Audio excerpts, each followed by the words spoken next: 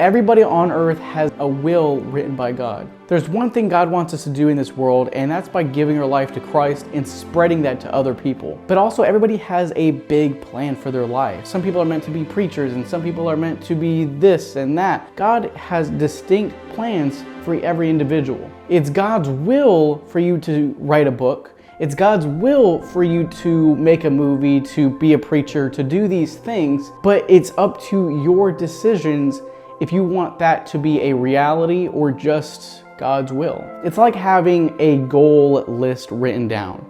These are things that He wants you to complete, but if you don't put anything to action, it'll just be a goal list, but never anything in the near future. So next time God tells you to do something, make sure that you go ahead and do it and not postpone it, because anything that is postponed and you know it was from God, it's just Satan lying to you, telling you not to do it, and it'll never get done.